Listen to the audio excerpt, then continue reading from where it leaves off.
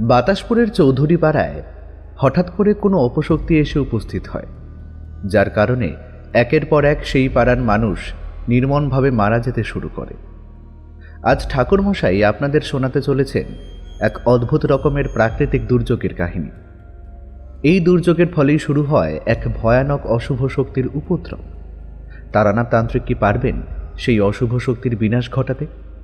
কি পরিণতি হতে চলেছে বাতাসপুর গ্রামের চৌধুরী পাড়ার মানুষদের?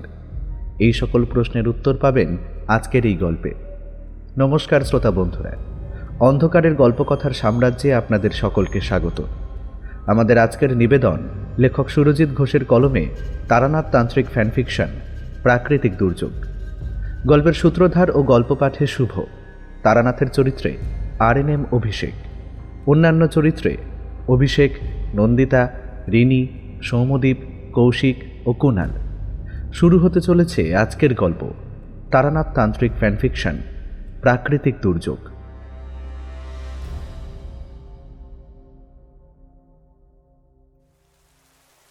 ঘুমিয়ে পড় বাবা, ঘুমিয়ে পড়। অনেক রাত হয়ে গেল, এবার তো ঘুমিয়ে পড়। বেশি রাত অবধি জেগে থাকলে তোর শরীর খারাপ করবে। সেই কখন থেকে শুয়ে কেবলমাত্র তাকিয়ে আছিস আমার দিকে। এবার একটু ঘুমানোর চেষ্টা কর বাবা। কথাগুলো বলতে বলতেই কনকলতা তার ছেলের মাথায় হাত বুলিয়ে দেয়। ছোট্ট ছেলেটা কিছুতেই দু চোখের পাতা যেন এক করতে চাইছে না। এদিকে রাত্রিও বেশ গভীর হয়েছে। প্রকৃতি জুড়ে শুরু হয়েছে মুষলধারে বর্ষণ, বা বলা ভালো এক ভীষণ রকমের প্রাকৃতিক দুর্যোগ। সারাদিন আকাশে এতটুকু মেঘের চিহ্ন মাত্র ছিল না। গোটা আকাশ ছিল একেবারে পরিষ্কার মেঘমুক্ত ঝকঝকে। কিন্তু সন্ধে নামার পর থেকেই হঠাৎ করে কোথা থেকে একদল গাঢ় কৃষ্ণবর্ণের মেঘ এসে ছেয়ে গেল গোটা গগনবক্ষে। তারপর আর কি, শুরু হলো মুষলধারে ঝমঝম করে বর্ষণ।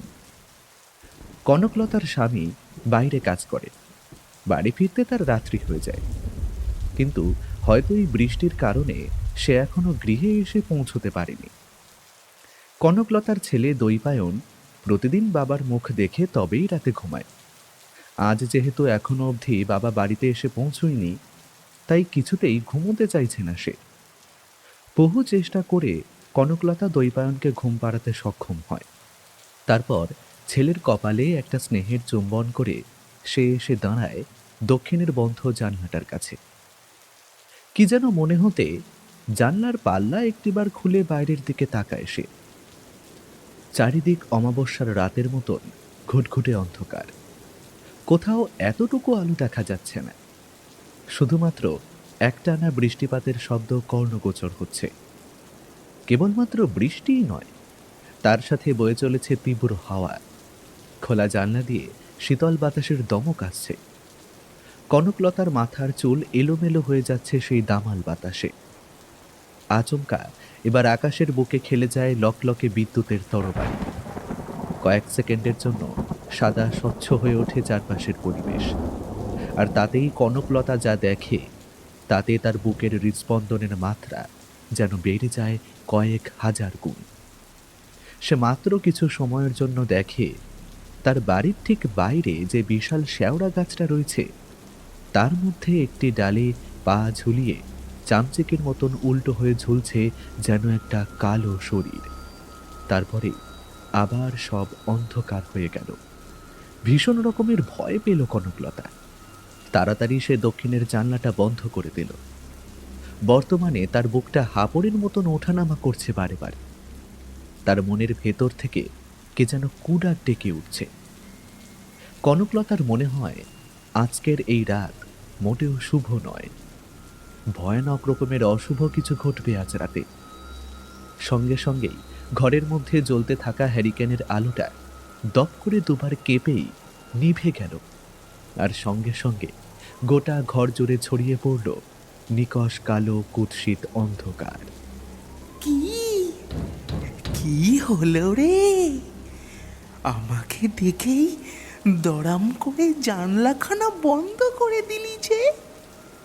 খোল বলছি, জানলা খোল। তোদের আর নিস্তার নেই, এই চৌধুরী পাড়ায় আমি একবার যখন এসেছি তখন সব তছনছ করে দিয়ে তবেই যাব। প্রতিটা রাত তোদের জন্য হয়ে উঠবে অভিশাপের। কেউ আমার থেকে নিস্তার পাবি না, কেউ না।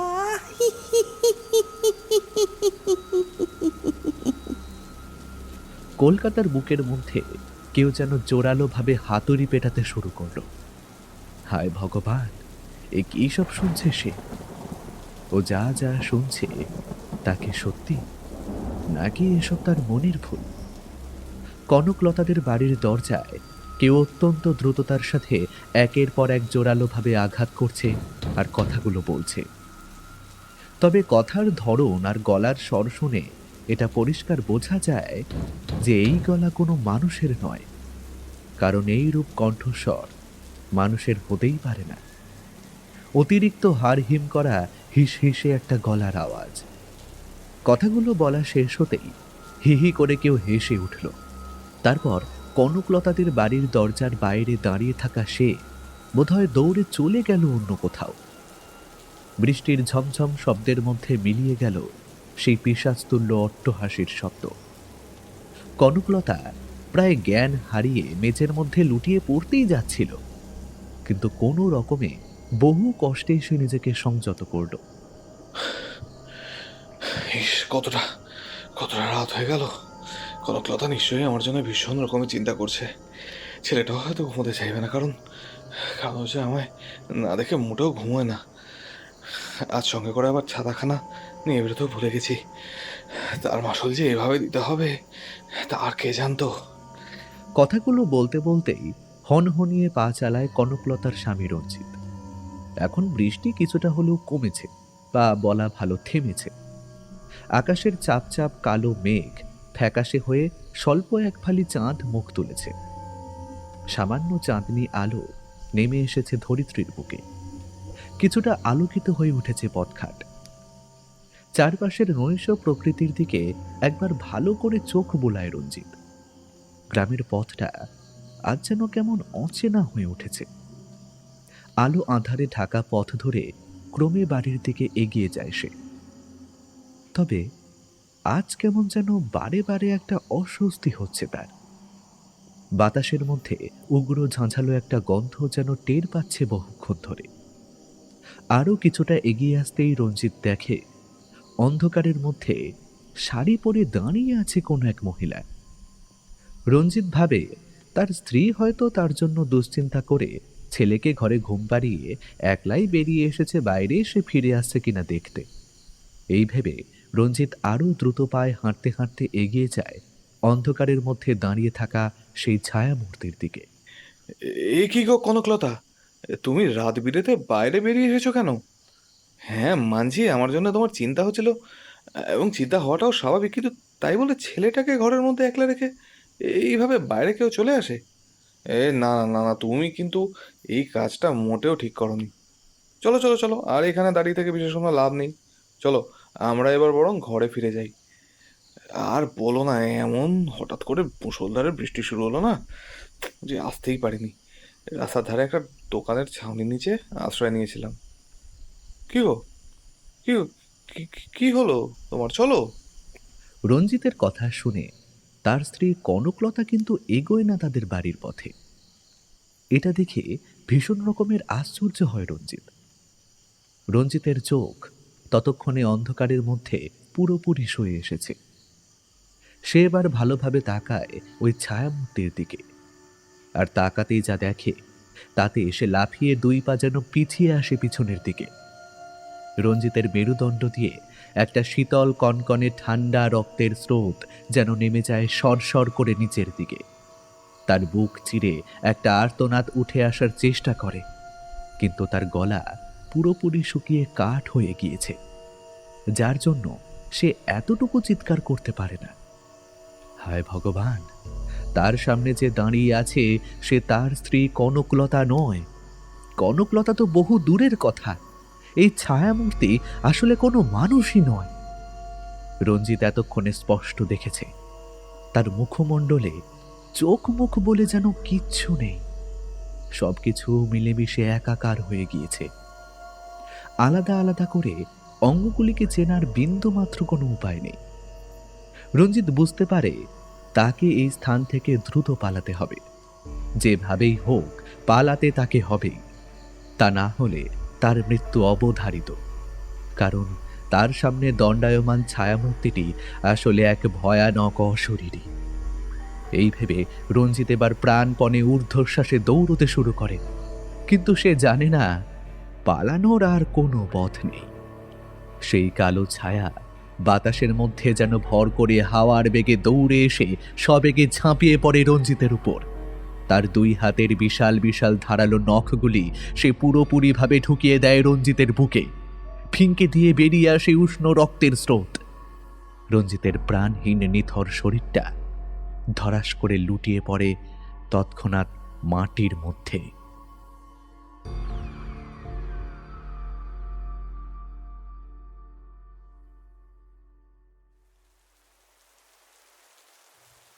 শ্রাবণ মাসের বৃষ্টি ভেজা একটা দিন। সকালবেলায় চোখের পাতা খুলতে সেই যে বৃষ্টি আরম্ভ হতে দেখলাম, এখন বেলা বেশ অনেকটা বেড়ে গেলেও বৃষ্টির মাত্রা এতটুকুও কমেনি। বিরামহীনভাবে বৃষ্টি হয়েই চলেছে এক নাগারে। ছুটির দিনে এইভাবে বাড়িতে বসে থাকতে কারই বা ভালো লাগে। আমি জানি হয়তো আর কিছুটা সময়ের মধ্যেই কিশোরীও এসে পৌঁছবে আমার বাড়িতে, কারণ এমন অবসর সময় সে মোটেও একলা বসে থাকে না। সেজন্যই আমি একটু গরম গরম খিচুড়ি বসিয়েছি। ছেলেটা একটু পেটুক গোছের মানুষ তো, সে খেতে ভালোবাসে। তাই খিচুড়ি, বড় বড় বেগুন ভাজা আর কষা আলুর দম করব বলেই সিদ্ধান্ত নিয়েছি। গোটা ঘর এখন ম ম করছে খিচুড়ি রান্নার মনোমুগ্ধকর সুবাসে। জানলা দিয়ে প্রবল হাওয়ার সাথে ঘরের ভিতর ঢুকে আসছে বৃষ্টির জল। তাই ঘরের জানলা বন্ধ করার জন্য আমি এগিয়ে গেলাম সেই দিকে, আর তাতেই খোলা জানলার দিকে চোখ গেল আমার। আমি দেখলাম কিশোরী ছাতা মাথায় দিয়ে হন্তদন্ত হয়ে এগিয়ে আসছে আমার বাড়ির দিকে। আমার ঠোঁটের কোণে হালকা হাসির রেখা ফুটে উঠল। ঘরের জানলা বন্ধ করে এবার দরজাখানা খুলে রাখলাম তার জন্য। স্বল্প কিছুটা সময়ের মধ্যেই সে এসে উপস্থিত হলো চৌকাঠের গোড়ায়। ভিজে ছাতাখানা জল ঝরানোর জন্য সে বাইরেই ছাতাটা নামিয়ে রেখে জুতো খুলে ঘরে ঢুকে এলো। তারপর বাতাসের মধ্য থেকে লম্বা ঘ্রাণ টেনে বলল, আহ, কি অপূর্ব গন্ধ বেরিয়েছে। তা কি হে ভায়া, এমন বৃষ্টি বাদলার দিনে কি রান্না করছো শুনি? হেই এসো এসো কিশোরী, আমি তোমার জন্যই অপেক্ষা করছিলাম। আমি ঠিকই জানতাম যে তুমি নির্ঘাত আমার বাড়িতেই আসবে, আর সেই জন্যই তো এই বৃষ্টি ভেজা শীতল দিনে গরম গরম খিচুড়ি, বেগুন ভাজা আর কষা আলুর দম রান্না করছি। আরে ভাই, কি সব খাবারের নাম বললে! এ যে বাঙালির কাছে একেবারে স্বর্গ সুখ যাকে বলে। সত্যি, তোমার প্রশংসা যতই করি না কেন ততই কম থেকে যায়। তবে আজ কিন্তু এখানে শুধু তোমার বাড়িতে থাকবো বলে আসিনি। দুপুরের খাওয়া দাওয়া সম্পন্ন করে আমি আর তুমি মিলে একটিবার ঘুরে আসবো মঠ লেন থেকে। মাঝে বেশ কয়েকটা দিন হলো ঠাকুরমশায়ের বাড়ির দিকে যাওয়া হয় না। ঠাকুরমশায়ের মুখ থেকে গল্প শোনার জন্য মনটা কেমন যেন করছে। তাছাড়াও চারিকে দেখি না কতদিন। আমি মেয়েটার জন্য চুল বাঁধার লাল ফিতে আর কাঁচের চুড়ি কিনেছি, তাকে উপহার হিসাবে দেবো বলে।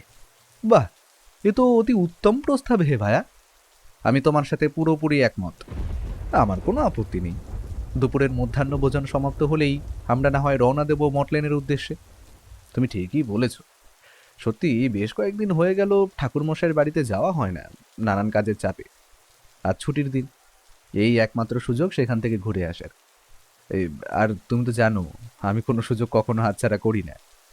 আজ যখন সুযোগ পেয়েছি তখন ঠাকুরমশাইয়ের বাড়িতে গিয়ে একখানা জমজমাট গল্প শুনে তবেই ফিরে আসব। কি বলো? হ্যাঁ ভাই, আজ ঠাকুরমশাইকে একটা বেশ ভয়ের গল্প শোনানোর জন্য অনুরোধ করব আমি। এই বৃষ্টি ভেজা পরিবেশের সাথে ভয়ের গল্প বেশ জমবে, কি বলো? দুপুরে গোল করে কাটা কলা পাতার উপর গরম গরম ধুমায়িত বাসমতি চালের খিচুড়ি, লম্বা লম্বা করে কাটা বেগুন ভাজা আর কষা আলুর দম দিয়ে ভালোভাবে ভোজন সেরে আমরা দুখানি ছাতা মাথায় দিয়ে বেরিয়ে এলাম রাস্তায়। বৃষ্টির মাত্রা এতটুকু কমেনি। ভরা বর্ষার বৃষ্টি যাকে বলে এক কথায়। ঝমঝম করে বৃষ্টি হয়েই চলেছে, থামবার বিন্দুমাত্র কোনো লক্ষণ নেই। পাঁচ মাথার মোড়ের কাছে এসে দাঁড়াতেই কিশোরী আমার দিকে তাকিয়ে বলল, তুমি এখানে একটু দাঁড়িয়ে অপেক্ষা করো ভাই, আমি একটিবার সামনের ওই গুমটি মতন দোকানটা থেকে ঠাকুরমশাইয়ের জন্য তার পছন্দের একটা পাসিংসো সিগারেটের প্যাকেট কিনে আনি। জানোই তো যে সেই সিগারেট ছাড়া তার একেবারেই চলে না। কিশোরীর এই কথা শুনে আমি এবার উপর নিচে দুইবার ঘাড় নেড়ে তার কথায় সম্মতি জানালে সে ছাতা মাথায় এগিয়ে গেল সামনের গুমটি মতন ছোট্ট দোকানটার দিকে। আমি মাঝ রাস্তায় দাঁড়িয়ে অপেক্ষা করতে লাগলাম তার ফিরে আসার জন্য। একটা মানুষ পর্যন্ত বের হয়নি প্রয়োজন ছাড়া। মানুষ তো বহু দূরের কথা, কুকুর কিংবা বিড়ালেরাও যে যার মতন আশ্রয় নিয়েছে বিভিন্ন ছাউনির তলায়। চারিদিকের ঝাপসা প্রকৃতির মাঝে দাঁড়িয়ে একবার চারপাশটা ভালোভাবে চোখ বুলিয়ে নিলাম। তা করতে করতেই কিশোরী সিগারেটের প্যাকেট নিয়ে এসে দাঁড়ালো আমার সামনে। তারপর আমরা দুজন মিলে আবার পুনরায় হাঁটতে শুরু করলাম ঠাকুরমশাইয়ের বাড়ির উদ্দেশ্যে। ঠাকুরমশাই, ঠাকুরমশাই, বলি ও ঠাকুরমশাই, গৃহে আছেন নাকি? দয়া করে একটিবার দরজাখানা খুলুন, আমি কিশোরী। আরে আমরা এসেছি, আর কতক্ষণ এভাবে বৃষ্টির মধ্যে বাইরে দাঁড়িয়ে থাকবো? মঠ লেনে তারানাথ তান্ত্রিকের বাড়ির সামনে পৌঁছানো মাত্রই আমরা দেখলাম সদরের দরজা ভেতর থেকে আঁটোসাঁটোভাবে বন্ধ করা রয়েছে। কিশোরী সদরের দরজায় থাকা লোহার কড়া জোরালো শব্দে নাড়াতে নাড়াতে কথাগুলো বলে চলল। কিশোরীর কথা বাড়ির অন্দরমহলে গিয়ে পৌঁছানো মাত্রই তারানাথ তান্ত্রিকের ছোট্ট মেয়ে চারি এসে দরজাখানা খুলে দিল প্রতিবারের ন্যায় এইবারেও। দরজায় দুই পাল্লা দুই দিকে ফাঁক হতেই আমরা দেখলাম ছোট্ট বাচ্চা ফুটফুটে মেয়েটা তাকিয়ে আছে আমাদের দিকে। তার চোখ মুখ যেন আনন্দে ঝলমল করছে। তার ঠোঁটের কোণে লেগে আছে প্রাণ খোলা হাসির উচ্ছ্বাস। সে আমাদের দিকে তাকিয়ে হাসতে হাসতে বলল, আরে কাকাবাবু আছে, আসুন আসুন, ভিতরে ঢুকে আসুন। এমন বৃষ্টির মধ্যে আর বাইরে দাঁড়িয়ে থাকবেন না, অযথা এই সময়ে ভিজলে ঠান্ডা লেগে শরীর খারাপ করতে পারে। আপনারা তাড়াতাড়ি অবিলম্বে ভিতরে ঢুকে আসুন দেখি। কিশোরী তড়িঘড়ি নিজের ছাতাখানা এবার মেলে ধরল চারির মাথার উপর। আমি আর কিশোরী চারির এই কথা শুনে বাড়ির ভেতরে ঢুকে আসার সাথে সাথেই মেয়েটা দরজা বন্ধ করে দিল পুনরায়। তারপর আমরা সকলে এক এক করে উঠে এলাম দাওয়ায়। ভিজে জুতো আর ছাতা জোড়া নামিয়ে রাখলাম দাওয়ার এক কোণে মাটির মধ্যে। দুয়ারে রাখা তক্তাপোষের উপরে আমরা বসলাম। চারি আমাদের আজ কাছে পেয়ে অত্যন্ত খুশি। কিশোরী চারিকে কাছে ডেকে বলল, চারিমা, এগুলো তোমার জন্য আমরা এনেছি, দেখো তো মা, তোমার পছন্দ হয় কি না। এই কথা বলে কিশোরী তার সঙ্গে করে নিয়ে আসা উপহারের রঙিন থলেখানা তুলে দিল চারির হাতে। চারির মুখে প্রাণ খোলা হাসি ফুটে উঠল। সে সৌজন্যমূলক হাসি হেসে বলল, এতে এতে কি আছে কাকাবাবু? চারিমা, তেমন বিশেষ কোনো কিছু নয়, আমাদের তরফ থেকে তোমার জন্য আনা সামান্য এক উপহার। তুমি থলেখানা খুলে দেখো সেই উপহার তোমার পছন্দ হয় কি না। চারি সেই থলে থেকে বের করে আনলো তার জন্য কিনে আনা চুল বাঁধার ফিতে আর সুন্দর রং বেরঙের কাচের চুড়ি। উপহার দেখা মাত্র এই মেয়েটার ঠোঁটের হাসি যেন আরও বেশ কিছুটা চওড়া হয়ে উঠল। সে আমাদের দিকে তাকিয়ে হাসতে হাসতে বলল, আরে চুল বাঁধার ফিতে আর কাচের চুড়ি, এ তো ভারী চমৎকার দেখতে কাকাবাবু। আমার আমার খুব পছন্দ হয়েছে এই জিনিস। আমি বরং আপনাদের জন্য একটু চা করে নিয়ে আসি। এই কথা বলে চারি উপহার পাওয়ার আনন্দে প্রায় লাফাতে লাফাতে দৌড়ে গেল রন্ধনশালার দিকে। আমি আর কিশোরী অগত্যা একে অপরের দিকে মুখ চাওয়াচাওয়ি করে কিছুটা সময় বসে রইলাম। ঠাকুরমশাই এরপর বেরিয়ে এলেন গৃহের বাইরে। আমাদের দুজনকে দেখে তিনি বেশ গাম্ভীর্যপূর্ণ স্বরে বললেন, আরে আরে কিশোরী বাবু যে এসেছো তোমরা, তা বেশ, তোমরা এসেছো দেখে আমি বেশ খুশি হয়েছি। আসলে কি জানো, তোমরা যে আমার কাছে বারে বারে গল্প শোনার লোভে এখানে ছুটে আসো, তা আমি বিলক্ষণ বুঝি হে। কিন্তু আমার একটাই দুঃখের বিষয়, যে তোমরা আমার সেই সকল গল্পের কিছু কিছু ঘটনা একবারই বিশ্বাসযোগ্য বলে মনে করো না। তাতে সেই ঘটনার সত্যতা কোনো অংশে কমে যায় না, কারণ তোমাদের বিশ্বাস অবিশ্বাসের ওপর তো আর এই জগৎ সংসারে সত্য মিথ্যা নির্ভরশীল নয়। পরিস্থিতি নিয়ন্ত্রণের বাইরে চলে যাওয়ার পূর্বেই আমি সবকিছু সামাল দেওয়ার জন্য দ্রুততার সাথে বললাম, ছি ছি ঠাকুরমশাই, আপনি কি কথা বলছেন? হ্যাঁ, মানছি যে কিশোরী আপনার সাথে মশকরা করার জন্যই মাঝে মাঝে এরকম কথা বলে থাকে, কিন্তু সেই সব তো নেহাত রসিকতাই করে। তার মানে এটা নয় যে আমরা আপনার কথা বিশ্বাস করি না। আপনি যে আমাদের মতন কোনো সাধারণ মানুষ নন তা আমরা বেশ ভালোভাবেই জানি, কারণ আমরা অনেকবার নিজের চোখে আপনার এমন কিছু কিছু অতিলৌকিক শক্তির প্রয়োগ দেখেছি যা সাধারণ মানুষের পক্ষে করা প্রায় অসম্ভব ব্যাপার। ঠাকুরমশাই, আপনি দাঁড়িয়ে কেন? বসুন না, তারপর না হয় কথা হবে। বসছি বসছি, তোমরা এত ব্যস্ত হয়ে পড়ো না আমাকে নিয়ে। আমার কথা শুনে ঠাকুরমশাই এবার যেন বেশ কিছুটা শান্ত হলেন। তিনি তক্তাপোষের ফাঁকা অংশে আমাদের সামনে মুখোমুখি এসে বসলেন। রান্নাশালা থেকে আমাদের জন্য চারি রেখে গেল 3 পেয়ালা গরম চা, আর তার সাথে কুমড়ো ফুলের বড়া ভাজা। 1 পেয়ালা চা আমি ঠাকুরমশাইয়ের দিকে বাড়িয়ে দিয়ে 1 পেয়ালা নিলাম নিজে, আর অপর একটা দিলাম কিশোরীকে। কুমড়ো ফুলের বড়া ভাজার সাথে চায়ের চুমুক বসালাম আমি। আহা, সে এক অপূর্ব অতুলনীয় স্বাদ। সেই স্বাদ ভাষায় বলে বর্ণনা করা বড়ই কঠিন ব্যাপার। আমাদের চা খাওয়ার পর্ব সমাপ্ত হলে আমি কিশোরীর দিকে তাকিয়ে চোখের ইশারা করলাম। সে আমার ইশারা বুঝতে সক্ষম হলো। কোমরে ধুতির সাথে গুঁজে রাখা সিগারেটের প্যাকেটখানা বের করে সে বাড়িয়ে দিল ঠাকুরমশাইয়ের দিকে। পাসিং শো ঠাকুরমশাইয়ের অত্যন্ত পছন্দের একটি সিগারেট। সিগারেটের প্যাকেট দেখা মাত্রই আনন্দে তার মুখ পুরোপুরি উজ্জ্বল হয়ে উঠল। কিশোরীর হাত থেকে সিগারেটের প্যাকেটখানা তুলে নিয়ে তার মধ্য থেকে একটি সিগারেট বের করে তাতে আগুন ধরিয়ে টান দিতে লাগলেন তিনি। সিগারেট খাওয়া সমাপ্ত হলে অবশিষ্ট ফিল্টারটুকু ছাইদানি হিসেবে ব্যবহৃত নারকেলের আধ ভাঙা মালাতে গুঁজে দিয়ে আমাদের দিকে তাকিয়ে বললেন, কি ব্যাপার কিশোরী, এবার তোমাদের একখানা বেশ ভালো জমজমাট ভয়ের গল্প বলে শোনাতে হবে, তাই তো? ঠাকুরমশাইয়ের মুখ থেকে এই কথা শোনার পর আমি এবং কিশোরী একে অপরের দিকে চোখ চাওয়াচাওয়ি করলাম। হে যে মেঘ না চাইতেই জল, অর্থাৎ ঠাকুরমশাই আজ নিজে থেকে আমাদের গল্প শোনানোর কথা বলছেন।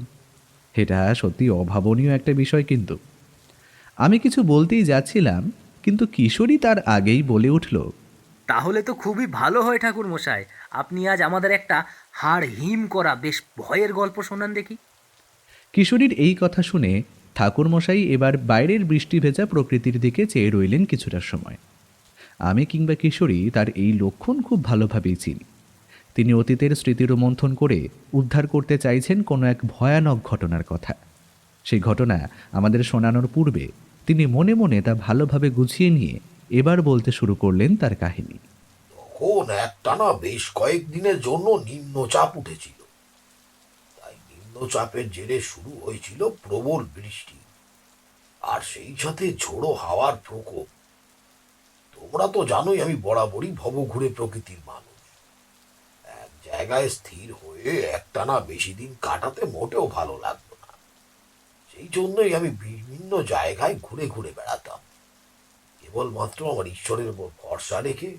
আর চলতি পথে যে সকল বিপদগ্রস্ত মানুষের সঙ্গে আমার মোলাকাত হতো, আমি চেষ্টা করতাম আমার মধ্যে যতটুকু শক্তি রয়েছে তা দিয়ে সেই বিপদগ্রস্ত মানুষগুলি সকল বিপদ ভঞ্জন করতে। সেইবার একরকম ভাবে হাঁটতে হাঁটতে গিয়ে পৌঁছেছিলাম বাতাসপুর নামে এক গ্রামে। এখানকার চৌধুরী পাড়ায় আসতেই আমার বুকটা কেমন যেন ধড়াস করে লাফিয়ে উঠল। বৃষ্টির মাত্রা তখন একটু কমে এসেছে। বাতাসপুরে চৌধুরী পাড়ায় এসে উপস্থিত হওয়া মাত্রই আমার হৃদয়ে সেই বিপদের ঘন্টাটা বেজে উঠল তীব্রভাবে। আমার মনটা কেমন যেন মোচড় দিয়ে উঠল। আমি বুঝলাম এই স্থানে ভয়ানক অশুভ কিছু ঘটতে চলেছে অথবা ঘটেছে। এখানকার মানুষদের হয়তো আমার সাহায্যের বড় প্রয়োজন। তোমরা তো জানোই, কোনো মানুষের বিপদের আভাস আমি যদি একবার টের পাই, তাহলে সেই সকল মানুষদের বিপদ থেকে উদ্ধার না করে আমি আসতে পারি না। সেই জন্য ওই পাড়ার একটি দালান বাড়ির দিকে এগিয়ে গিয়ে বাড়ির দরজায় টোকা মারলুম আমি। দরজা খুলে বাইরে বেরিয়ে এলো একজন অল্প বয়সী মহিলা। মেয়েটি যেন কেমন ভয়ে ভয়ে দরজাখানা কিছুটা ফাঁক করলো, তারপর মুখ বার করে উঁকি মেরে তাকালো আমার দিকে। হ্যাঁ বলুন, কাকে চাই? কি প্রয়োজন? আপনি দাঁড়ান, আমি বরং বাবা মশাইকে ডাকি। বাবা, ও বাবা, একটিবার বাইরে এসে দেখো, কেউ একজন এসেছেন। এই কথা বলে সেই মেয়েটি এবার তার বাবাকে ডাকলো। ঘরের ভিতর থেকে এবার বাইরে বেরিয়ে এলেন এক মধ্যবয়স্ক ভদ্রলোক। তার মাথায় কাঁচা পাকা সুবিন্যস্ত চুল, গায়ের রং গৌর বর্ণ, পরনে রয়েছে একটি দামি পাঞ্জাবি এবং ধুতি। তিনি আমার দিকে তাকিয়ে নমস্কারের ভঙ্গিতে দুই হাত জোর করে বললেন, নমস্কার, বলুন কি প্রয়োজন? আরে তার আগে আপনি দয়া করে বাড়ির ভেতরে ঢুকে আসুন, না হলে বাইরে বৃষ্টিতে পুরোপুরি ভিজে যাবেন যে। সেই ভদ্রলোকের কথা শুনে আমি এবার প্রবেশ করলাম তাদের বাড়ি অভ্যন্তরে। ভদ্রলোক আমায় নিয়ে গিয়ে বসলেন বসার ঘরে। আমরা মুখোমুখি বসলাম দুজনে। সেই ভদ্রলোক এবার নিজের পরিচয় দিয়ে বললেন, নমস্কার, আমার নাম দীনেশ্বর চৌধুরী। যে গৃহের দরজা খুলে দিল সে আমার ছোট কন্যা দিগম্বরী। দিগম্বরী একটু লাজুক প্রকৃতির মেয়ে, তাই আপনার সাথে এসেভাবে কথা বলেনি। আপনি অচেনা মানুষ হওয়ার কারণে ও একটু লজ্জা পেয়েছে। তাছাড়া আমাদের পাড়ায় যা সব কাণ্ড ঘটছে তাতে সকলে একটু ভয় পেয়েই রয়েছে আসলে। সেই ভদ্রলোক অর্থাৎ দীনেশ্বর বাবুর বলা শেষের কথাটা শুনে আমার কপালে ভ্রুকুটি দেখা দিল। দীনেশ্বর বাবু নিজে থেকেই আবার বলে উঠলেন, আপনাকে দেখে কোনো সাধু সন্ন্যাসী মানুষ বলে মনে হচ্ছে। আপনার যদি আপত্তি না থাকে তাহলে কি আপনার পরিচয় আমি জানতে পারি? আপনি বোধহয় এ তল্লাটে নতুন, এর আগে কখনো এখানে দেখেছি বলে তো মনে হচ্ছে না। আপনি একবারে সঠিক বলেছেন চৌধুরী মশাই। আসলে আমি একবারই নতুন। এর পূর্বে আমি কোনোদিন বাতাসপুরের এই চৌধুরী পাড়ায় আসিনি। আমার নাম তারানাথ চক্রবর্তী, তবে লোকে আমায় তারানাথ তান্ত্রিক নামে ডাকে। সামান্য কিছু টুকিটাকি তন্ত্রজ্ঞান আমার জানা আছে, অল্প স্বল্প কিছু জ্যোতিষ জ্ঞানও আছে, যা দিয়ে সবসময় চেষ্টা করি মানুষের সাহায্য করার। আমার পরিচয় জানতে পেরে দীনেশ্বর বাবু এবার দৌড়ে এসে আমার পদতলে লুটিয়ে পড়ে প্রায় কাঁদো কাঁদো সুরে কাতর কণ্ঠে বললেন, চক্রবর্তী মশাই, আপনি মন্ত্রতন্ত্র জানেন? আমরা এই চৌধুরী পাড়ার মানুষেরা ভীষণ এক বিপদের মুখে পড়েছি। আপনি আপনি চেষ্টা করে দেখুন আমাদের সেই বিপদ থেকে উদ্ধার করতে পারেন কিনা। আমাদের সামনে এখন সমূহ বিপদ। প্রবল বন্যার স্রোতে ভেসে যাওয়ার আগে মানুষ যেমন অসহায় হয়ে পড়ে, কিংবা দুর্ভিক্ষে অনাহারে ভুগে শেষ হওয়ার আগে মানুষের যেমন হাহাকার শোনা যায়, ঠিক সেরকমই অসহায় দেখতে লাগলো দীনেশ্বর বাবুর মুখমণ্ডল। তার মুখ যেন শুকিয়ে একবার এইটুকু হয়ে গিয়েছিল নিমেষের মধ্যে। দীনেশ্বর বাবুর কথা শুনে আমিও বেশ চঞ্চল হয়ে পড়লাম। এবার আমি তার দুই কাঁধ ধরে তাকে তুলে বসালাম আরাম কেদারার ওপর। তার পাশে রাখা পানপত্রের ঢাকনাখানা নামিয়ে জলপূর্ণ গেলাসটা বাড়িয়ে দিলাম তার দিকে।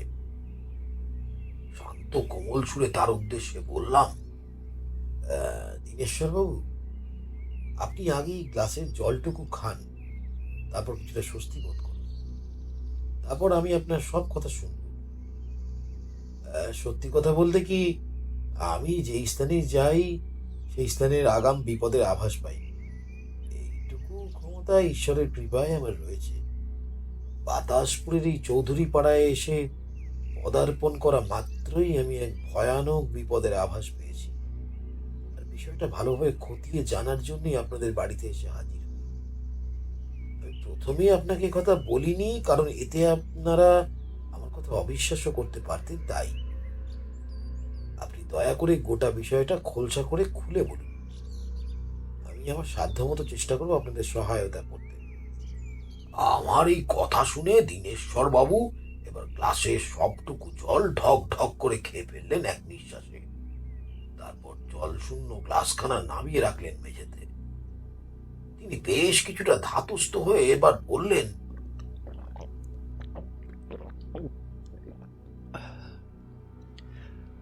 আপনি পারবেন ঠাকুরমশাই, আপনি পারবেন। আমি আপনার দেহ হতে এক অদ্ভুত তেজরশ্মি বহির্ভূত হতে দেখেছি। হায় ভগবান, এতদিনে তবে মুখ তুলে চাইলে তুমি? আমাদের এই ঘোর সংকটের হাত থেকে মুক্তি দিতে এই ঠাকুরমশাইকে পাঠালে আমাদের কাছে। বলুন দীনেশ্বর বাবু, বলুন। এতটুকু কোনো কিছু গোপন না করে সবটা এবার বলুন। মনে রাখবেন, আপনি সকল কিছু বললে তবেই কিন্তু আমি প্রকৃত সমস্যাটা বুঝতে পারবো এবং তার প্রকৃত সমাধানের চেষ্টা করতে পারবো। না না ঠাকুর মশাই, আপনার থেকে গোপন করার মতো কোনো কিছুই নেই। আজ থেকে 3-4 দিন আগের এক রাতে, মানে যেদিন থেকে এই নিম্নচাপের সৃষ্টি হলো, সেই ঝড় বাদলের রাত থেকে আমাদের পাড়ায় এক অদ্ভুত ঘটনা ঘটছে। প্রতি রাতে আমাদের বাড়িতে আর কোনো আলো জ্বলে না। মানে আমি বলতে চাইছি, আমরা শত চেষ্টা করার পরেও এতটুকু আলো জ্বালাতে পারি না হ্যারিকেন কিংবা লণ্ঠনে। ফলে ভুতুড়ে বাড়ির মতো ঘুটঘুটে অন্ধকার হয়ে থাকে চারপাশ। সেই রাত থেকে প্রতিটা রাতে আমাদের পাড়া জুড়ে একটা অদ্ভুত কালো অশরীরী ছায়া যেন দাপিয়ে বেড়ায় চারিদিকে। সে একাধিক মানুষকে হত্যা করেছে নির্মমভাবে। সকালবেলা হতেই আমাদের কানে আসছে পাড়ার বেশ কিছু মানুষের মৃত্যু সংবাদ। 3 দিন বা 4 দিন আগে এই ঘটনার প্রথম সূত্রপাত ঘটেছিল। চক্রবর্তী মশাই, ইতিমধ্যেই প্রায় 6-7 জন মানুষকে মেরে ফেলেছে ওই ভয়ানক অশুভ প্রেতাত্মা। আমরা কেউই জানি না সে কোথা থেকে কিভাবে এলো, কেন কেবলমাত্র আমাদের পাড়াতেই সে আক্রমণ করছে। এই সমস্ত কিছুই আপনাকে খুলে বললাম চক্রবর্তী মশাই।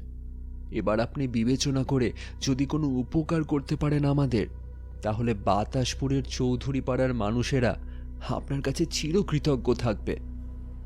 না না দীনেশ্বর বাবু, বিষয়টা মোটেই কৃতজ্ঞতা জানানোর নয়। তাছাড়া আমাকে কৃতজ্ঞতা বা ধন্যবাদ দেওয়ার কোনো প্রয়োজন নেই। তবে আপনার মুখ থেকে যা সমস্ত কথা শুনলাম, তাতে এই ঘটনা কিন্তু বেশ গুরুতর বলেই মনে হচ্ছে। চক্রবর্তী মশাই, আমাদের পাড়ার মানুষেরা রীতিমতো ভয়ে কুঁকড়ে গিয়েছে। তারা সকলেই নিজেদের অনিশ্চিত ভবিষ্যৎ সম্পর্কে অত্যন্ত ভীত।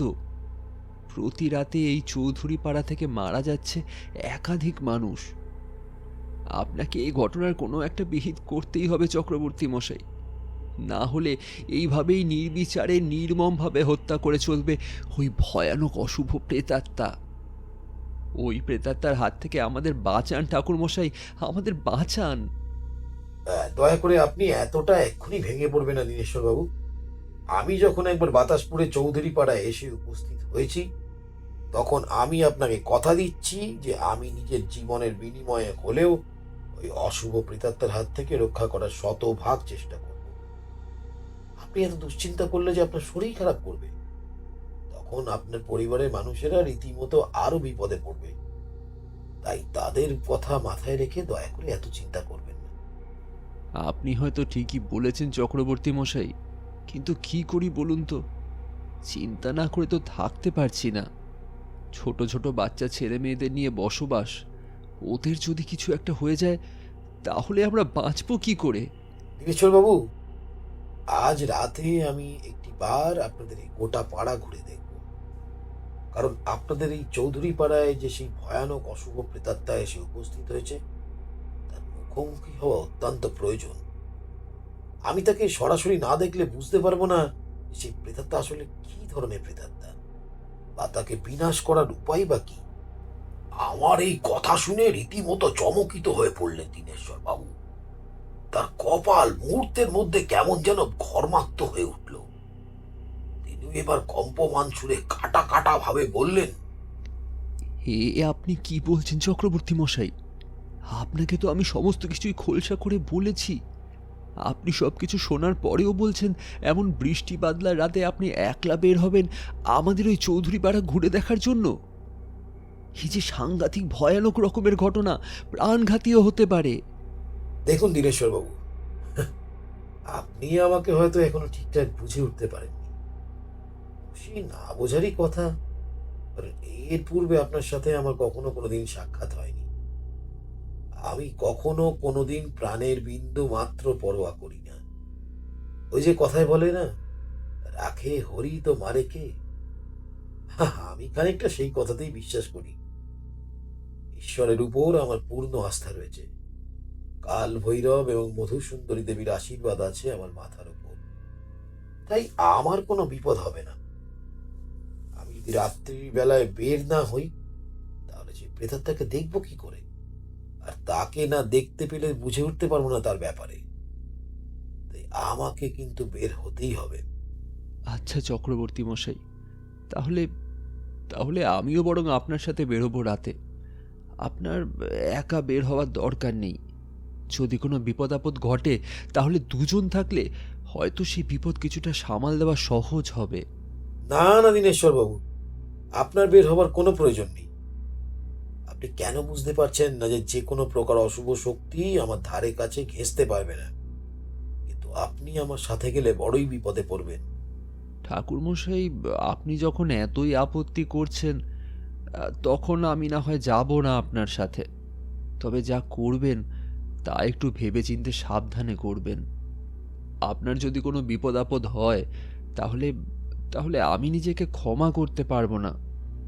কারণ আমি যে আপনাকে বলেছিলাম এই বিপদ থেকে উদ্ধার করার কথা। তোমরা উপহার স্বরূপ এই সিগারেটের প্যাকেটখানা নিয়ে আসো, তাই তোমাদের আবদার রাখার খাতিরে আমি এই পাসিংস সিগারেট খাই বটে, কিন্তু খুব একটা যে ভালো লাগে তেমনটা মোটেই নয়। তামাক সেবন করার আসল সুখ গড়গড়া হুঁকো প্রভৃতির মধ্যেই রয়েছে, যা তোমাদের এই চটজলদি আগুন ধরিয়ে হুস হুস করে টান দেওয়া সিগারেটের প্যাকেট কিছুতেই দিতে পারবে না। গড়গড়ার মাধ্যমে তামাক খাওয়ার মধ্যে একটা অনবদ্য সুখ আছে হে কিশোরী। তামাক খাওয়ার আগে গড়গড়া সাজার যে প্রস্তুতি, তার মধ্যেই লুকিয়ে আছে আসল মজা। কিন্তু এখনকার মানুষের হাতে অবসর যে বড়ই কমে এসেছে, আর সেই জন্যই তো বাজার দখল করে নিচ্ছে এইসব নামি দামি সিগারেটের প্যাকেটগুলি। তোমরা এখানে বসে একটু অপেক্ষা করো হে আমার জন্য। আমি একটিবার বাড়ির ভিতর থেকে ভালো করে গড়গড়াখানা সেজে আনি। গড়গড়া ছাড়া গল্পের আসর ঠিক জমে উঠছে না। আর একটিও বাক্য ব্যয় না করে ঠাকুরমশাই এবার প্রবেশ করলেন তার নিজের কক্ষে। আমি আর কিশোরী একে অপরের দিকে তাকিয়ে মুখ চাওয়াচাওয়ি করলাম। বাইরে তখনও বিরামহীনভাবে একটানা বৃষ্টিপাত হয়েই চলেছে। আকাশ ইতিমধ্যে বেশ কালো হয়ে উঠেছে। মেঘলা দিনের কারণে একটু তাড়াতাড়ি যেন অন্ধকার নেমে এসেছে চারপাশে। শুধু বৃষ্টি নয়, বৃষ্টির সাথে প্রবলভাবে বইছে শীতল কনকনে ঠান্ডা বাতাস। সেই বাতাসের স্পর্শে আমাদের গায়ের সমস্ত লোম মুহূর্তের মধ্যে খাড়া হয়ে উঠছে বারে বারে। তাই কিশোরী আর আমি গা ঘেঁষাঘেঁষি করে বসলাম। কিশোরী আমার দিকে তাকিয়ে বলল, কি হে ভায়া, ওরকমভাবে আমার মুখপানে তাকিয়ে কি দেখছো শুনি? ঠাকুরমশাই তো দিব্যি চলে গেলেন ঘরের ভেতর গড়গড়া সেজে তামাক সেবন করার জন্য। আমরাও এখানে শুধু শুধু বসে থেকেই বা কি করব? চলো না, আমরাও বরং একটু ধূমপানে মনোনিবেশ করি। ঠাকুরমশাই একবার যখন গৃহের ভিতরে গিয়েছেন গড়গড়া সাজার জন্য, তখন আর বেশ কিছুটা সময় তিনি এদিক পানে আসবেন না, তা আমি নিশ্চয়তার সাথে বলতে পারি। এটাই প্রকৃত সুযোগ একটু ধূমপান করার। বা এটা তুমি একেবারেই হক কথা বলেছ ভায়া কিশোরী। এ ব্যাপারে আমিও তোমার সাথে পুরোপুরি একমত। ঠাকুরমশাই একবার যখন ঘরে ঢুকেছেন তখন তিনি আর বেশ কিছুটা সময় এই মুখ হচ্ছেন না। নাও নাও, এই বিরতিতে একটু ধূমপান করা যাক। আমার কথা শুনে কিশোরী এবার সিগারেটের প্যাকেট বের করে একটি নিল সে নিজে, আর অপর আরেকটি দিল আমাকে। সিগারেট ঠোঁটের ডগায় চেপে ধরে তাতে আগুন জ্বালালাম। তারপর একটা লম্বা টান দিয়ে মুখের মাধ্যমে বেশ কিছুটা ধোঁয়া ছাড়লাম গল গল করে শূন্যের মধ্যে।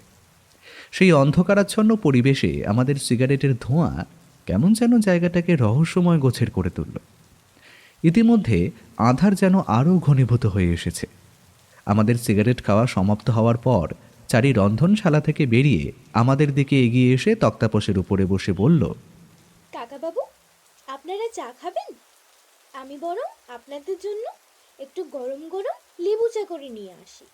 অবশ্যই খাবো চারিমা, এমন ঠান্ডার দিনে একটু গরম গরম চা হলে নেহাত মন্দ হয় না, কি বলো হে ভায়া? এই কথা বলে কিশোরী এবার তাকালো আমার দিকে, কিন্তু আমি তার দিকে বড় বড় বিস্ফারিত নয়নে তাকাতেই সে চুপ হয়ে গেল। চারি এবার এগিয়ে গেল রান্নাশালার দিকে। ঠাকুরমশাইও বেরিয়ে এলেন ঘরের বাইরে। জ্বলন্ত গড়গড়া হাতে নিয়ে তক্তাপোষের ওপর এসে বেশ ভালোভাবে জাকিয়ে বসলেন তিনি। তারপর গড়গড়ার নলে একটা লম্বা টান দিয়ে ধোঁয়া ছাড়লেন বাতাসে। কিশোরীর শরীরে ধৈর্য শক্তি বড়ই কম, বা নেই বললেই চলে। তাই সে এক হাতের তালুর উপর আর এক হাতের তালু ঘষতে ঘষতে কিঞ্চিত বালক সুলভ কণ্ঠে আবদারের ভঙ্গিমায় বলল, এ, হুম, নিন ঠাকুরমশাই, এবার না হয় বলতে শুরু করুন গল্পের পরবর্তী অংশ। আমি বরং আপনাকে একটিবার মনে করিয়ে দিই, ঠিক কত দূর অবধি আপনি বলেছিলেন? আপনার সাথে দীনেশ্বর বাবুর কথোপকথন হচ্ছিল? আপনি তাকে বহু কষ্টে রাজি করালেন যে সেই রাতে আপনি একলা বের হবেন বাতাসপুরে চৌধুরীপাড়া ঘুরে দেখার জন্য। হ্যাঁ হ্যাঁ হ্যাঁ, কিশোরী, আমার সবই মনে আছে। এত বেশি অধৈর্য হয়ে পড়লে কি আর সব সময় চলে? একটু কিশোরী, শান্ত হয়ে বসো দেখি, তারপর না হয় বলতে শুরু করছি গল্পের বাকি অংশ। সেদিন সন্ধে নামার পর থেকেই শুরু হলো বৃষ্টিপাত। তবে বৃষ্টির পরিমাণ খুব একটা বেশি না হলেও বেশ মাঝারি ধরনের বৃষ্টি হচ্ছিল। সামান্য দুটো আহার করে একটি ছাতা মাথায় দিয়ে দীনেশ্বর বাবু আর তার সকল পরিবারের মানুষদের বিদায় জানিয়ে আমি বেরিয়ে এলাম গৃহের বাইরে। সে এক আলাদা অনুভূতি কিশোরী। সেই অনুভূতি ভাষায় বলে ব্যক্ত করা বড়ই কঠিন। দীনেশ্বর বাবুদের বাড়ির বাইরে সদর পেরিয়ে ছাতা মাথায় এসে দাঁড়াতেই আমার মনে হলো আমি যেন অন্য কোনো এক জগতের মধ্যে এসে প্রবেশ করেছি। চারিদিকে অমাবস্যার রাতের মতো নিকষ কালো অন্ধকার, তার উপরে টুকটাক করে বৃষ্টি হয়েই চলেছে ক্রমাগত। আকাশের দিকে মুখ তুলে তাকিয়ে দেখলাম চাঁদ বা কোনো নক্ষত্র দেখা যাচ্ছে না। সবটাই ঢাকা পড়ে গিয়েছে মেঘের আড়ালে। কেবল মাঝে মধ্যে বিদ্যুৎ চমকে উঠছে মেঘের পরতে পরতে। তাতে এই স্বল্প কিছু সময়ের জন্য বিজলি সাদাটে আলোয় ভরে যাচ্ছে চারপাশের প্রকৃতি ও পরিবেশ। আমি এবার মনে মনে কাল ভৈরব ও মনুসুন্দরী দেবীর স্মরণ করে ভালো করে গাত্র বন্ধন করে নিলাম, সকল বিপদ আপদ থেকে সুরক্ষা পাওয়ার জন্য। একেই তো অমন ধারা এক প্রাকৃতিক দুর্যোগের সময়, তার উপর এমনিতেই ওই পাড়ার সকল মানুষের মধ্যে এমন ভয়ানক আতঙ্ক ছড়িয়ে পড়েছে, তাই বাড়ির বাইরে ভুলেও কেউ বের হয়নি। আসলে সকলেরই তো প্রাণের মায়া রয়েছে। যে যার ঘরের দরজা জানলা ভালোভাবে বন্ধ করে বসে রয়েছে চুপটি করে। বৃষ্টির একটানা ঝমঝম শব্দ ছাড়া আর কোনো কিছুই আমার কর্ণগোচর হচ্ছিল না। সেই মুহূর্তে হঠাৎ ঠান্ডা জলো বাতাসে আমার শরীরের সমস্ত রোম যেন খাড়া হয়ে উঠল নিমেষের মধ্যে। ওরে বাবা! ওই রকম এক ভয়ানক সাংঘাতিক পরিবেশেও রাতের বেলা আপনি একলা বেরিয়েছিলেন ঠাকুরমশাই? সত্যি আপনার সাহসের প্রশংসা করতেই হয়। বলি, ঠাকুর মশাইয়ের সাহসের কথা তুমি কি আজ প্রথম জানলে নাকি ভাই? কেন, এর আগে ঠাকুর মশাই আমাদের যে সমস্ত কাহিনীর কথা বলেছেন তার অধিকাংশতেই তো এরকম রক্ত জল করা ভৌতিক পরিবেশের বর্ণনা রয়েছে, যার মধ্যে একলা বেরিয়ে পড়েছেন তিনি কেবলমাত্র তার ঈশ্বরের ওপর ভরসা রেখে। ঠাকুর মশাইয়ের সাহস বরাবরই একটু বেশি, তাই তার জায়গায় অন্য কেউ থাকলে কখনোই এমন ধারা কাজ করার সিদ্ধান্ত নিত না। এটা তুমি একেবারে সঠিক কথা বলেছো ভাই। ঠাকুরমশাই, তারপর তারপর কি হলো বলুন। নাই, সত্যি বেশ ভয় পাওয়ার মতোই ছিল সেই পরিবেশের পরিস্থিতি। নেহাত আমি তার আনার তান্ত্রিক না হলে আমার জায়গায় অন্য কোনো মানুষ যদি সেই রকম পরিস্থিতির মধ্যে একলা হেঁটে যেত শুনশান বৃষ্টি ভেজা রাস্তা ধরে, তাহলে আমি নিশ্চয়তার সাথে জোর গলায় একথা বলতে পারি যে সে ব্যক্তি সঙ্গে সঙ্গে জ্ঞান হারিয়ে লুটিয়ে পড়তো মাটির মধ্যে, আর না হলে হৃদযন্ত্র বিকল হয়ে মারা যেত। আমি তার আনার তান্ত্রিক যে সারা জীবনব্যাপী একের পর এক বিভিন্ন বিভীষিকার মুখোমুখি হয়েছি। সেই আমার পর্যন্ত ওই রাতে এমন আধি ভৌতিক পরিবেশে গা ছমছম করে উঠল। হাঁটতে হাঁটতে আমি এসে পৌঁছলাম একটা শেওড়া গাছ থেকে মাত্র কয়েক হাত তফাতে। অন্ধকারের জন্য প্রকৃতির মধ্যে হঠাৎ করে সবকিছু সাদা হয়ে গেল কয়েক সেকেন্ডের জন্য। আকাশের বুকে আড়াআড়ি ভাবে খেলে গেল বিদ্যুৎ, আর সেই শিখাতেই আমি যা দৃশ্য দেখলাম তাতে আমার বুকের রক্ত যেন চলকে উঠল। একটা কনকনে হাওয়া যেন চারপাশ থেকে জড়িয়ে ধরলো আমায়। কেন ঠাকুরমশাই, সেই শেওড়া গাছের দিকে তাকিয়ে আপনি কি এমন জিনিস দেখলেন যার কারণে আপনার এইরূপ অবস্থা হলো? কয়েক মুহূর্তের জন্য বিদ্যুতের সাদা আলোয় আমার দৃষ্টিগোচর হলো যে অন্ধকারের মধ্যে আমার থেকে মাত্র কয়েক হাত তফাতে দাঁড়িয়ে এক বিশাল শেওড়া গাছের মগডাল থেকে উল্টো হয়ে ঝুলছে একটি ছায়া মূর্তি। সামান্য কিছুক্ষণের জন্য হলেও আমি পরিষ্কার দেখলাম কেউ যেন ওখানে একটা রয়েছে, যে কিনা অস্বাভাবিকভাবে গাছের ডালে পা ঝুলিয়ে পুরো উল্টো হয়ে চামচিকের মতো লটকে আছে। হাওয়ার সাথে তালে তালে ক্যাঁচ ক্যাঁচ শব্দ করে তুলছে সেই ছায়া। মনে মনে এই সকল চিন্তা ভাবনাই করছি, হঠাৎ করে ঠিক এমন সময় আবার কান ফাটানো প্রবল শব্দের সঙ্গে বজ্রপাত হলো কাছে পিঠে কোথাও। দ্বিতীয়বারের জন্য বিদ্যুতের সাদা চোখ ধাঁধানো আলোয় আমি এবার পরিষ্কার দেখলাম মগডাল থেকে ঝুলে রয়েছে একটি কালো কুচকুচে শরীর।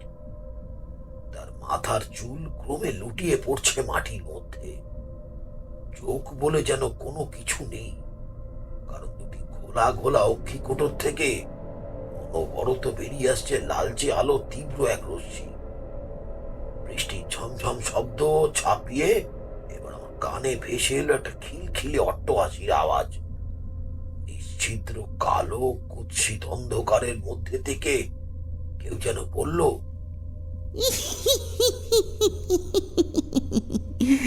কে কে তুই? এমন রাতের বেলায় বেরিয়ে এসেছিস বাইরে? তোর সাহস তো দেখি কম নয়। নিজের মৃত্যু পরোয়ানা তুই নিজেই জারি করেছিস। একদিকে অবশ্য আমারই ভালো হলো, আমাকে আর নিজে থেকে শিকার খুঁজতে হবে না। আয়, আজ সবার আগে তোকেই হত্যা করে তোর রক্ত চুষে খাই। তোর তরতাজা রক্ত খেয়ে আমার পিপাসা নিবারণ করি, তারপর না হয় আবার অন্য শিকার ধরবো। অন্ধকারের মধ্য থেকে খিল খিল করে হাসতে হাসতে কথাগুলো বলল সেই অশুভ প্রেতাত্মা। আমিও ভীষণ রকমের গর্জন করে বলে উঠলুম, আমি তারানাথ চক্রবর্তী।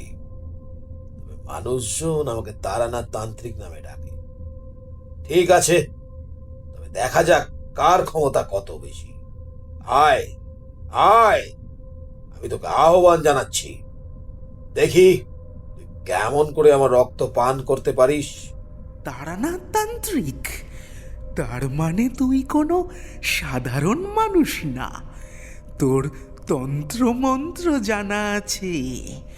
তাই তো বলি, কোনো সাধারণ মানুষ তো আর এই রাতের বেলায় বাতাসপুরের চৌধুরী পাড়ায় বেরিয়ে আসার সাহস দেখাবে না।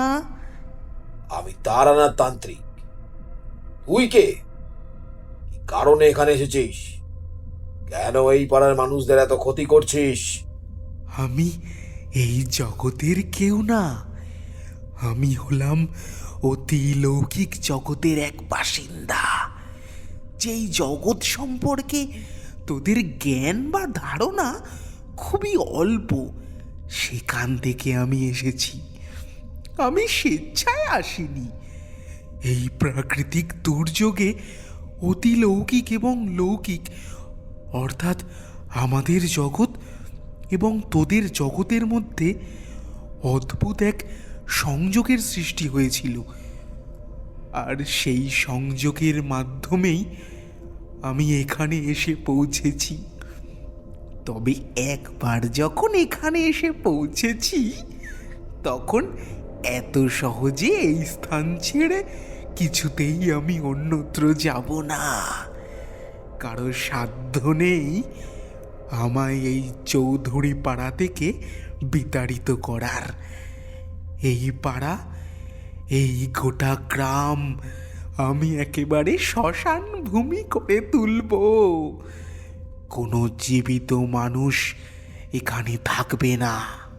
তোর কথা শুনে যেটুকু বুঝলাম, তাতে তুই হলি একজন অত্যন্ত নিম্নমানের প্রেতজনীর অংশ বিশেষ। খবরদার, আমি তোকে সাবধান করছি শেষবারের মতন, তুই ভুলেও এ কাজ করতে যাস না। এই বাসনা মন থেকে ত্যাগ কর সম্পূর্ণভাবে। তুই যদি নিজের ভালো চাস, তাহলে এক্ষুনি ও জগৎ থেকে পরজগতের মধ্যে, অর্থাৎ নিজের অতিলৌকিক জগতে তুই ফিরে যা। এতে তোরই মঙ্গল, কারণ আমি তারানাথ তান্ত্রিক এখানে এসে যখন একবার উপস্থিত হয়েছি, তখন আমি জীবিত থাকতে তুই আর একটি মানুষের প্রাণও নিতে পারবি না। আমার কথা শুনে সেই অশুভ প্রেতাত্মা এবার মাত্রাতিরিক্ত ভাবে ভীষণ রকমের রেগে গেল। বিষধর সাপ যেমন ছোবল দেওয়ার পূর্বে গর্জন করে ওঠে, ঠিক সেইভাবেই ফোঁস করে উঠল সে। আর তার গর্জনের সাথে সাথে আকাশে আবার বিজলি ঝলকে উঠল। আর তাতেই আমি দেখলাম সেই কালো কুৎসিত ছায়া প্রবল বেগে এক প্রকার ঝড়ের গতিতে ছুটে আসছে আমার দিকে। অন্ধকারের মধ্যে আমি সেইখানে একলা জীবিত মানুষ দাঁড়িয়ে আছি, আর আমার দিকে ছুটে আসছে এক ভয়ঙ্কর অশুভ শক্তি সম্পন্ন প্রেতাত্মা। এ অভিজ্ঞতা আমি তোমাদের বলে ঠিক বোঝানোর মতো নয়। আর মাত্র কিছু সময় আমি তাকে দেখেছি। আমার দিকে ছুটে আসতে হঠাৎ করে চোখের সামনে বিদ্যুতের আলো মিলিয়ে যেতেই সবকিছু আবার আগের মতো অন্ধকার হয়ে গেল। আমি মনে মনে কাল ভৈরবকে স্মরণ করে নিজের চোখের দুই পাতা বন্ধ করে নিলাম। একটা দড়াম করে বিস্ফোরণের শব্দ হলো সাথে সাথে। চোখের পাতা খুলতেই আমি দেখলাম আমার চারপাশে একটা অদ্ভুত নীলচে আলোর সুরক্ষার বলয় সৃষ্টি হয়েছে, এবং সেই বলয়ের মধ্যে সম্পূর্ণ সুরক্ষিত অবস্থায় রয়েছি আমি। ওই ভয়ানক অশুভ ক্ষমতা সম্পন্ন প্রেতাত্মা এসে ঝাঁপিয়ে পড়েছিল আমার ওপর, কিন্তু কিছু না বুঝেই, আর তাতেই তার দেহ বলয়ের মধ্যে স্পর্শ হওয়া মাত্রই যে অশুভ শক্তি ছিটকে পড়েছে আমার থেকে বেশ কয়েক হাত সপাতে। অন্ধকারের মধ্যে তার জ্বলন্ত চোখ দুটো যেন আরো দাউ দাউ করে চলে উঠল। সহসা মাটির মধ্যে থেকে সেই ছায়া উঠে হিংস্র আহত বাঘিনীন্দায় দৌড়ে এসে আবার ঝাঁপিয়ে পড়লো আমার দেহ লক্ষ্য করে। কিন্তু সেই অদৃশ্য সুরক্ষার জালে বাধাপ্রাপ্ত হয়ে ছিটকে পড়ল দূরে। এরকম ভাবে বেশ কয়েকবার চেষ্টা করার পরে বারে বারে সে ব্যর্থ হয়ে মিলিয়ে গেল রাতের অন্ধকারের মধ্যে। আমি ঊর্ধ্বপানে মুখ তুলে ঈশ্বরের উদ্দেশ্যে প্রণাম জানালাম। তারপর ধীরে ধীরে হাঁটতে হাঁটতে আবার ফিরে এলাম দীনেশ্বর বাবুর গৃহের উদ্দেশ্যে। যাক বাবা, আপনি পুরোপুরি সুস্থ স্বাভাবিক আছেন দেখে আমি যে কি ভীষণ শান্তি পেলাম তা আপনাকে বলে বোঝাতে পারবো না চক্রবর্তী মশাই। কাল সারা রাত আমি দুশ্চিন্তায় দু চোখের পাতা এক করতে পারিনি। ভোরের দিকে একটু চোখ লেগে গিয়েছিল, এই যা। সকালবেলায় ঘুম ভেঙে দীনেশ্বর বাবু গৃহের বাইরে বেরিয়ে আসতেই আমায় দেখতে পেয়ে বললেন কথাগুলো।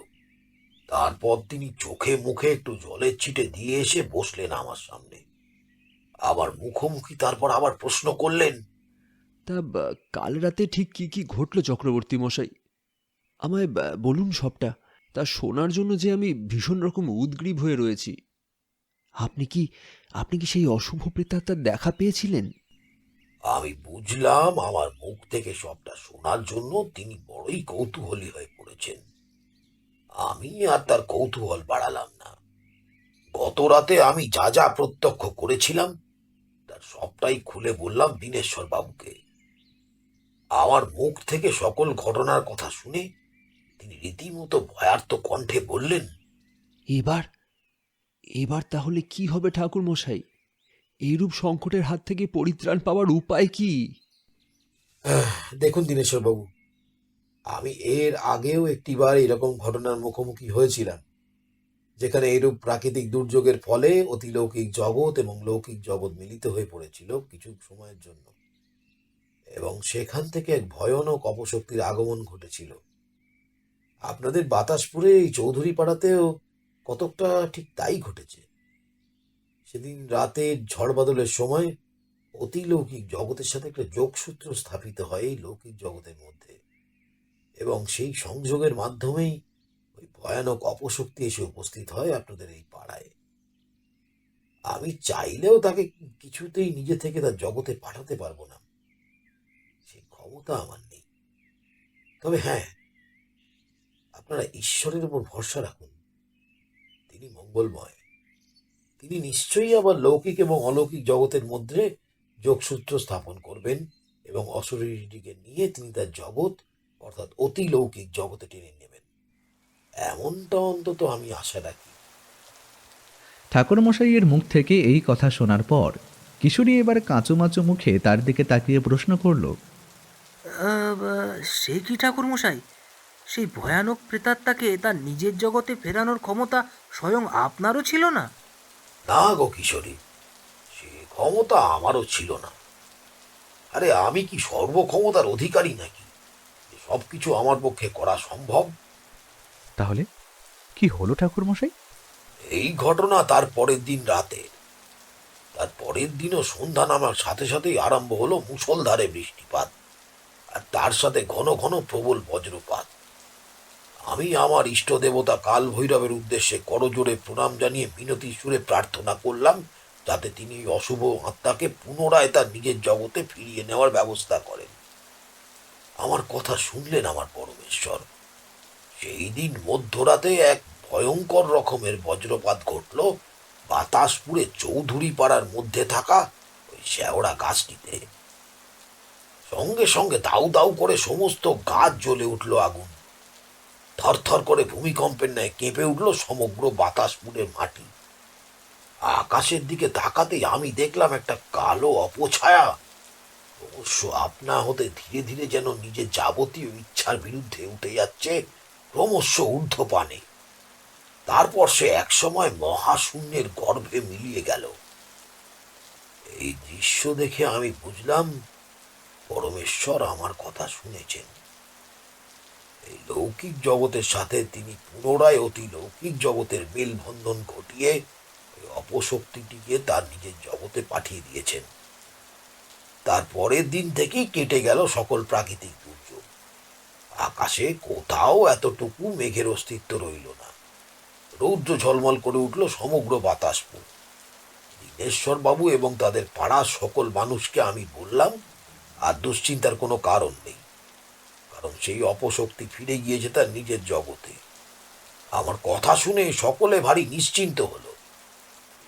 এরপর আর কি, তোমরা তো জানোই যে কাজ মিটে গেলে আমি আর সেই স্থানে থাকি না, সুতরাং আমি ফিরে এলাম আমার নিজের গৃহে। কিশোরী, কেমন লাগলো তবে আজকে এই প্রাকৃতিক দুর্যোগের কাহিনী? দুর্দান্ত ঠাকুরমশাই, দুর্দান্ত। এক কথায় যাকে বলে অসাধারণ। চলো হে ভায়া, আজকের মতন গল্প তো এই পর্যন্তই। এবার তাহলে ওঠা যাক নাকি? হ্যাঁ ভাই, চলো। ঠাকুরমশাই, আজকের মতন তাহলে আসি আমরা। আবার অন্য কোনো একদিন হুট করে চলে আসবো আপনার কাছে গল্প শোনার আবদার নিয়ে। আসবে আসবে, অবশ্যই আসবে। তোমরা এলে তো আমার বেশ ভালোই লাগে। তোমরা ছাড়া কেই বা আছে আমার। সাবধানে যেও। ঠাকুরমশাইয়ের কাছ থেকে বিদায় নিয়ে আমি আর কিশোরী এবার বেরিয়ে এলাম মঠ লেনের রাস্তায়।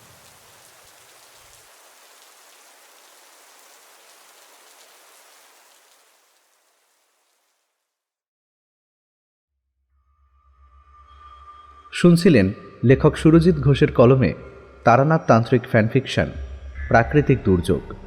সম্পাদনা, ডিরেকশন এবং ভিডিওর ভিজুয়াল এফেক্টসে প্রায়ণ গোস্বামী।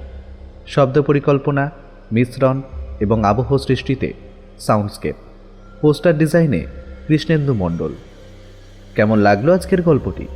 ভালো লাগলে অবশ্যই আমাদের সাবস্ক্রাইব করে আমাদের সাথে থাকুন এবং লাইক ও কমেন্টের মাধ্যমে আপনার মতামত জানান। এরকম গল্প যদি আরও শুনতে চান তাহলে প্লিজ আমাদের কমেন্টের মাধ্যমে জানান। দেখা হবে নতুন কোনো গল্পে। ততক্ষণের জন্য শুভরাত্রি। ভালো থাকবেন এবং সকলকে ভালো রাখবেন।